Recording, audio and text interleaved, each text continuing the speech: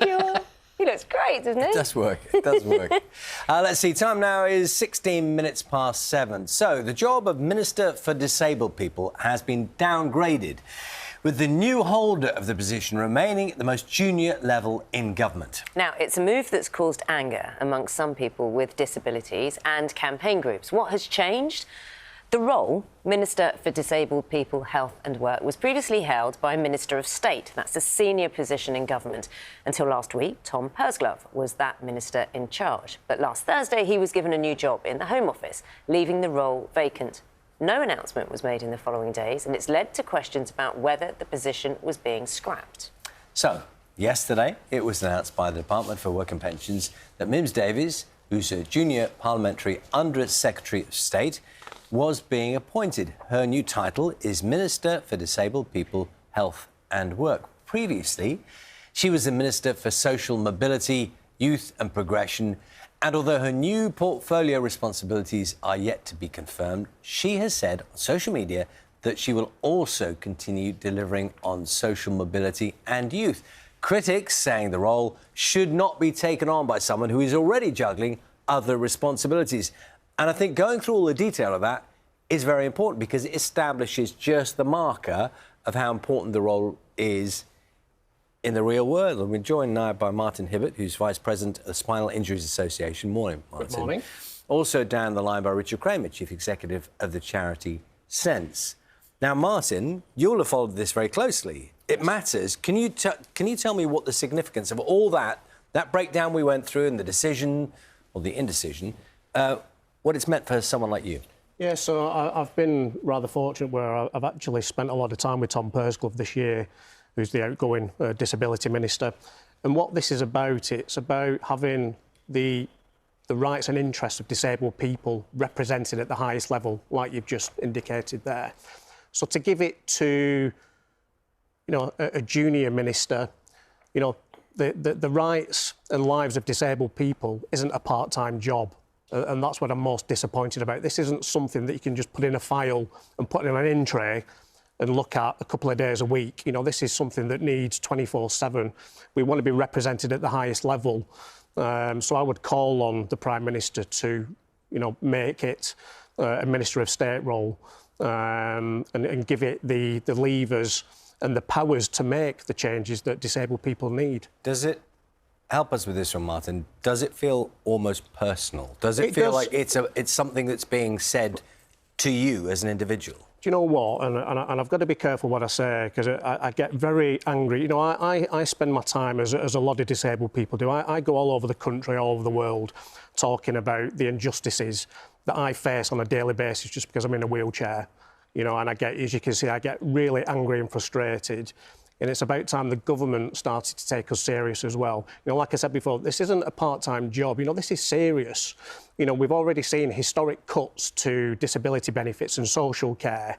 It was just last month that another Tory minister scolded disabled people and sick people to do their duty and get back into work. This just feels like another slap in the face, and we're not going to stand for it. This isn't going to go away, and it just feels like we're not being represented and that we're being ignored and pushed away, and it's not going to happen. I won't allow it to be swept under the carpet. Let's talk to Richard and find out Richard's view. Richard Kramer, Chief Executive of Sense. Richard, I imagine you feel exactly the same way as Martin feels. I'm quite interested in the practicalities. When a charity has engagement with a government minister, do you see tangibly a difference when it's a senior minister as opposed to this junior minister role? Absolutely. I couldn't agree more. We need to have representation at government at the highest level. I mean, if you think about it, disabled people and their families experience inequality in every aspect of their lives, and that hasn't changed.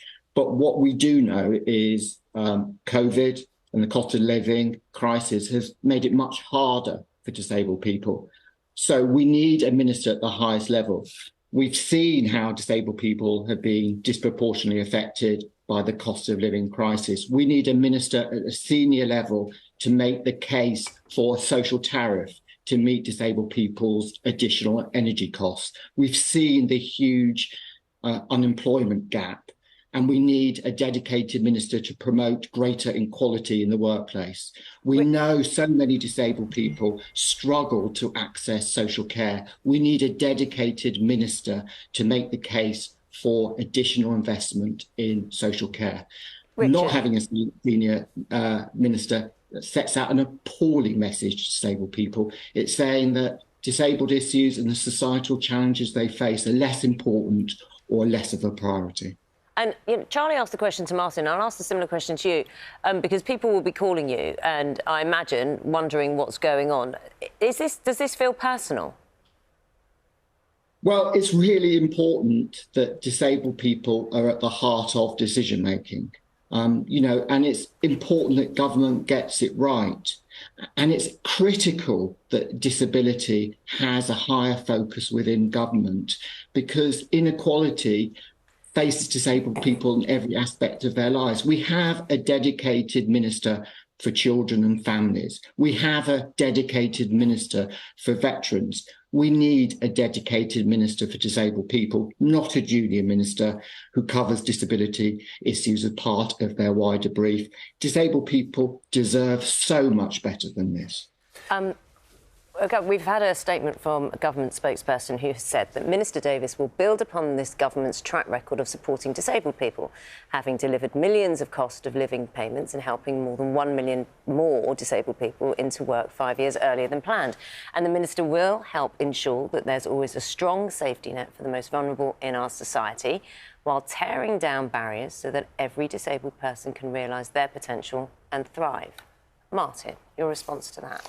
It's just words, you only have to look at, the messages and phone calls that the Spinal Injuries Association receive on a daily basis. Disabled people are some of the poorest and most vulnerable people in society. We read and hear case studies every day about cuts to benefits and social care. People are scared. And when you hear messages like this from the government, the people that are running this country at a time of need, when you see statements like that, it's just words. Can I just ask you, Martin? I mean, I don't know exactly the workings within government, how these decisions have come by, but somewhere somebody had a meeting. Yeah. And they were talking about this, and they made a decision that somebody could take on more work. This is essentially that they can share. Somebody somewhere had this discussion, didn't they? Can you imagine? I mean, put yourself in the room.